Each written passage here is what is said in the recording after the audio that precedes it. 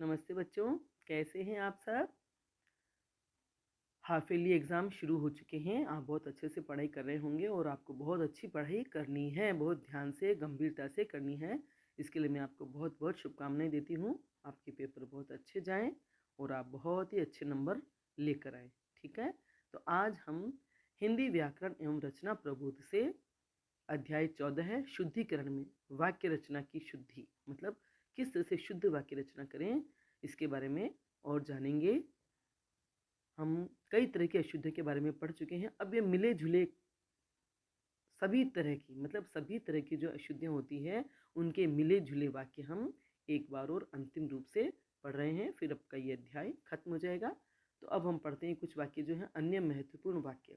अशुद्ध वाक्य, उसकी सौंदर्यता अनुपम है तो उसका सौंदर्य अनुपम है। सौंदर्यता नहीं, सौंदर्य में जो इतना प्रत्यय लगाया वह अनावश्यक है, तो यहाँ होगा उसका सौंदर्य अनुपम है। मतलब जितने भी आपने तरह तरह की अशुद्धियाँ पढ़ी है, अनावश्यक शब्द, अनुपयुक्त शब्द, क्रम भंग संबंधी, कारक संबंधी, क्रिया संबंधी, उन्हीं सभी में से कुछ वाक्य यहाँ अब दिए गए हैं जिन्हें हम एक बार और पढ़ लेते हैं ताकि आपकी भी और अच्छे से आपको समझ में आ जाएंगे। दूसरा है कृपया कल पधारने की कृपा कीजिए। तो यहाँ कृपया 2 बार आया हुआ है तो एक बार लगाना है ना, अनावश्यक 2 बार लगा दिया है। तो कृपया कल पधारने की कृपा कीजिए, तो या तो आप लिखेंगे कृपया कल पधारें या कल पधारने की कृपा कीजिए, है ना। एक शब्द अनावश्यक है तो उसे आप दोनों में से मतलब कोई सा भी शब्द हटा करके किसी भी शब्द का प्रयोग आप कर सकते हैं। तीसरा वाक्य है एक कविता की पुस्तक लाना। तो एक कविता की नहीं होती पुस्तक, पुस्तक होती है एक जिसमें कई कविताएं होती है। तो वाक्य शुद्ध होगा कविता की एक पुस्तक लाना, है ना, कविताओं की एक पुस्तक लानी है। उसे धैर्यता से काम लेना चाहिए, तो उसे धैर्य से काम लेना चाहिए। धैर्य, ये ता जो प्रत्यय लगा दिया वह अनावश्यक है, अनुपयुक्त है। वहाँ अनेकों लोग एकत्र थे, अनेक में ही कई हो जाते हैं, तो वहाँ अनेक लोग एकत्र थे। राम की दृष्टि बड़ी पतली है, नहीं पतली नहीं होती है, सूक्ष्म होती है। राम की दृष्टि बड़ी सूक्ष्म है, बहुत बारीकी से देखती है ना। मेरे को कविता याद करनी है, सर्वनाम संबंधी अशुद्धि यहाँ, तो मुझे कविता याद करनी है, मेरे की जगह लगेगा मुझे कविता याद करनी है। अमित ने झूठ कही थी, तो अमित ने झूठ कहा था, ये लिंग संबंधी अशुद्धि है। क्रिया, क्रिया है मतलब क्रिया संबंधी, अमित ने झूठ कहा था।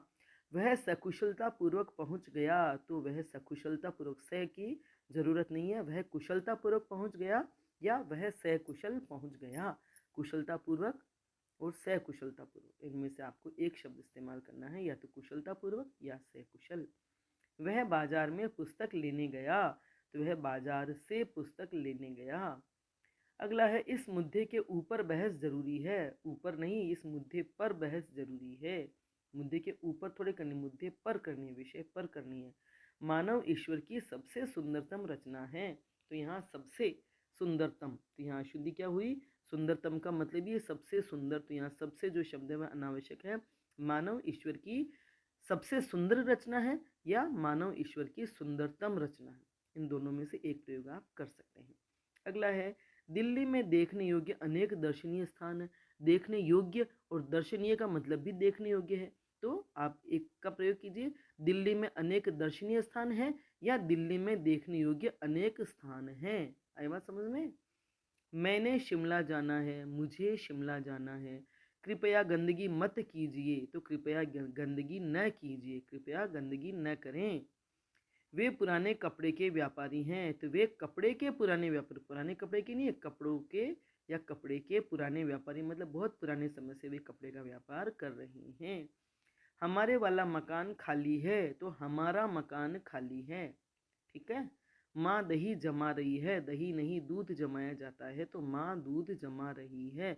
अभी हमारे वाला मकान खाली है, बोलचाल में इस तरह की कई अशुद्धियाँ साधारण लोग करते हैं। ठीक है। अगला वाक्य है वह आटा पिसाने गया है, तो आटा तो गेहूं पिसाया जाता है, उसका आटा बन जाता है, तो वह गेहूं पिसाने गया है। यह आपका ही हस्ताक्षर है, ये आपके ही हस्ताक्षर हैं, ये आपके ही हस्ताक्षर हैं। वचन संबंधी अशुद्धि है यहाँ पे। हस्ताक्षर एक ही व्यक्ति का होता है, फिर भी वह बहुवचन के रूप में प्रयुक्त होता है। मन को लघु मत करो। लघु का मतलब छोटा ही होता है, लेकिन यहाँ जो जमेगा शब्द मन को छोटा मत करो। इन शब्दों के अर्थ सेम होते हैं, लेकिन भावों में बड़ा ही सूक्ष्म अंतर होता है। इसलिए मन को लघु नहीं, छोटा मत करो। छोटा करना मतलब छोटा छोटा करना, अंदर लज्जित होना, है ना। लघु आकार में हिसाब से होता है लघु। मैं तेरे को मिठाई लाया हूँ, मैं तेरे लिए मिठाई लाया हूँ। कारक विभक्ति संबंधी अशुद्धि। मेरे पास केवल मात्र 10 रुपए हैं, तो यहाँ वही अनावश्यक शब्द है। मेरे पास केवल 10 रुपए हैं या मेरे पास मात्र 10 रुपए हैं, दोनों में से एक का प्रयोग करना है। जैसा गुड़ डालोगे उतना मीठा होगा। संयोजक शब्द संबंधी अशुद्धि है। जैसा गुड़ डालोगे उतना मीठा होगा, उसकी जगह होगा जितना गुड़ डालोगे उतना मीठा होगा। ठीक है। कल फल खरीदे थे, फल कल खरीदे थे वे जो बहुत अच्छे थे। तो फल कल खरीदे थे वे जो बहुत अच्छे थे, इसे हम ऐसे लिखेंगे कि जो फल कल खरीदे थे वे बहुत अच्छे थे, है ना। यही संयोजक शब्दों वाली गलती है यहाँ पर भी। उसमें अभी बच्चा ही है, तो उसमें अभी बचपना है। वहाँ की तंबाकू अच्छी होती है, वहाँ का तंबाकू अच्छा होता है। सब्जी में हरी धनिया डाली गई, तो सब्जी में हरा धनिया डाला गया। इस बात की चर्चा पूरे मोहल्ले में है, इस बात की चर्चा पूरे मोहल्ले में है। तो ये तो बात सही है, इस बात की चर्चा पूरे मोहल्ले में है। गार्गी एक विद्वान महिला थी, तो गार्गी एक विदुषी महिला थी। महिला के लिए आएगा विदुषी और विद्वान शब्द आएगा पुरुषों के लिए पुल्लिंग। जानता कौन है इस बात को, क्रम संबंधी अशुद्धि है। इस बात को कौन जानता है। बच्चे को प्लेट में रखकर खाना खिलाओ। बच्चे को प्लेट में रखना है या खाने को प्लेट में रखना है, तो लिखेंगे हम कि बच्चे को प्लेट में रखकर खाना खिलाओ। इसकी जगह बच्चे को खाना प्लेट में रखकर खिलाओ या खाना प्लेट में रखकर बच्चे को खिलाओ। पढ़ाई में आलस्यता ठीक नहीं, तो पढ़ाई में आलस्य ठीक नहीं। चोर दंड देने योग्य है, चोर दंड पाने योग्य है। इस खबर ने मुझे विस्मय कर दिया, इस खबर ने मुझे विस्मित कर दिया। सविनय पूर्वक निवेदन है, सविनय पूर्वक की जगह है या तो सविनय निवेदन है या विनय पूर्वक निवेदन है। स का मतलब भी सही हो जाता है कि विनय पूर्वक निवेदन है। उसे भारी प्यास लगी है, भारी नहीं बहुत प्यास लगी है। 15 अगस्त को देश गुलामी की दासता से आज़ाद हुआ, तो 15 अगस्त को देश आज़ाद हुआ, यही पर्याप्त है। गुलामी की दास्ता अनावश्यक शब्द है। 15 अगस्त को देश आज़ाद हुआ। वहाँ बहुत नीची खाई थी, नीची नहीं गहरी खाई थी, वहाँ बहुत गहरी खाई थी। जो लोग बाहर जाना चाहते हैं वह जा सकते हैं, तो जो लोग बाहर जाना चाहते हैं वे जा सकते हैं। वचन संबंधी है ना। इस यंत्र की उत्पत्ति किसने की, तो इस यंत्र का आविष्कार किसने किया। उपयुक्त शब्द, अनुपयुक्त शब्द का प्रयोग किया गया है, उत्पत्ति की जगह होगा आविष्कार किसने किया।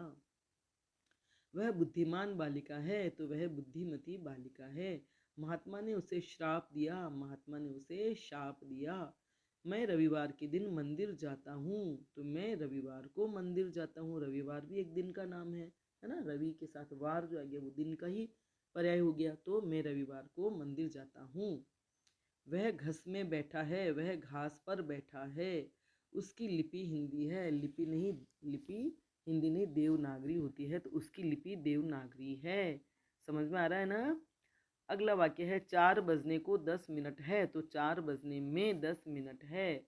इस कठिन काम को करने का बीड़ा कौन चबाता है, तो यहाँ वर्तनी संबंधी अशुद्धि भी है। इस कठिन काम को करने का बीड़ा कौन उठाता है। बीड़ा पान का होता है ना, वो खाया जाता है, लेकिन यहाँ वो बीड़ा नहीं है। बीड़ा यहाँ संकल्प से है कि इस कठिन काम को करने का बीड़ा कौन उठाता है।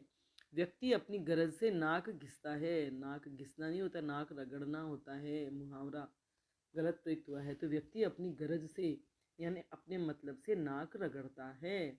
वायुयान 4 घंटा बाद आएगा, तो वायुयान 4 घंटे बाद आएगा। पूज्यनीय पिताजी नहीं आए, तो या तो होगा पूजनीय या होगा पूज्य। तो पूज्य या पूजनीय पिताजी नहीं आए।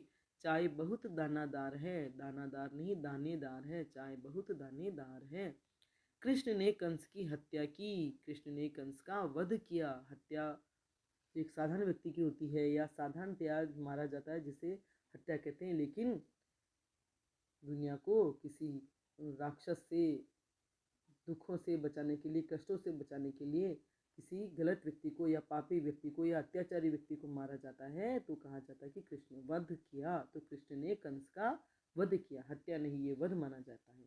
ठीक है, तो ये शब्दों के अर्थ समान होते हैं, लेकिन इनके अर्थ और भाव में, मतलब भाव में अंतर होता है और भावों के अनुसार उनको प्रयोग करना पड़ता है। ठीक है, शीतल आम का रस पीजिए, तो शीतल आम का नहीं, आम का शीतल रस पीजिए। कोलंबस ने अमेरिका का आविष्कार किया, यहाँ कोलंबस ने अमेरिका की खोज की, स्थान है उसकी खोज की।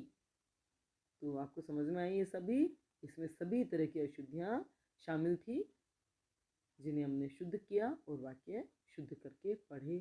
आपको ये अध्याय बहुत अच्छे से समझ में आ गया होगा। बार बार अध्ययन करें, पढ़ें, सुने, ताकि आपको ये आपके दिमाग में बैठ जाए, है ना। वीडियो पसंद आया हो तो लाइक करें, अपने दोस्तों के साथ शेयर करें, मेरे चैनल को सब्सक्राइब करें, बेल आइकन भी अवश्य टच करें, ताकि जब भी मैं वीडियो बनाऊंगी उसकी सूचना आपको तत्काल मिल जाएगी। धन्यवाद।